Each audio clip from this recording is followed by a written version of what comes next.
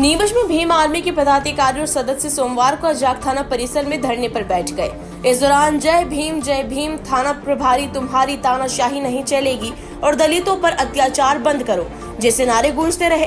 संगठन ने आरोप लगाया कि थाना दलित और आदिवासी वर्ग के लिए विशेष अधिकारों के साथ स्थापित है, लेकिन पिछले 8-9 महीनों में फरियादियों की शिकायतों पर कोई ठोस कार्रवाई नहीं हुई।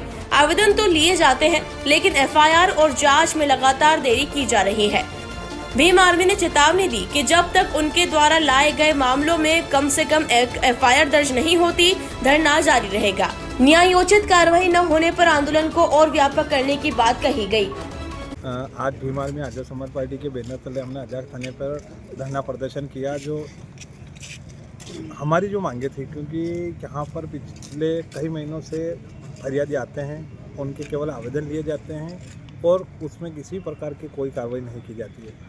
ये अजाक थाना एक तरह से दलित आदिवासियों के लिए एक स्पेशल पावर होम था कि अगर संबंधित थाने में आपकी सुनवाई नहीं होगी तो आप यहाँ आकर आपकी सुनवाई करवा सकते हो या आपकी कार्रवाई करवा सकते हो। पर कहीं ना कहीं ये यहाँ पर ये स्थिति बन गई कि ये पावर होम आज दलित आदिवासियों के लिए कब्रगाह बन चुका है। यहाँ किसी प्रकार की कोई सुनवाई नहीं होती है। जब फरियादी आता है तो उसको डरा धमका के भगा दिया जाता है, कहा जाता है कि तुम्हारा राजस्व का मामला, तुम तहसील में जाओ। मैं मीडिया के माध्यम से प्रशासन से पूछना चाहता हूँ कि राजस्व के मामले में अगर किसी व्यक्ति के साथ कोई भूमाफिया मारपीट करता है तो उसकी क्या यहाँ पर कायमी नहीं की जाती है?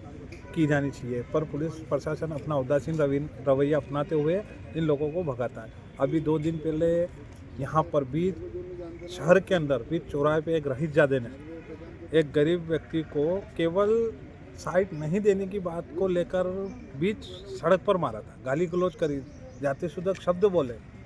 उसके बाद भी पुलिस द्वारा 3 दिन तक कोई एफआईआर नहीं की गई। आज हमारा धरना प्रदर्शन हुआ, उसके बाद जाकर पुलिस द्वारा कहा जा रहा है कि हम इसकी तो एफआईआर कर रहे हैं। अभी तक की नहीं है, अभी केवल उन्होंने बोला है कि हम इसकी एफआईआर कर रहे हैं। यहाँ के जो थाना प्रभारी है, इनका एक तरह से ये तानाशाही रवैया यहाँ चल रहा है। मेरे साथ में अभी 5-7 फरियादी है, इन सबको केवल जांच चल रही है करके 15-15, 20-20 दिन, महीना, 1.5 महीना इस प्रकार से टाला जा रहा है।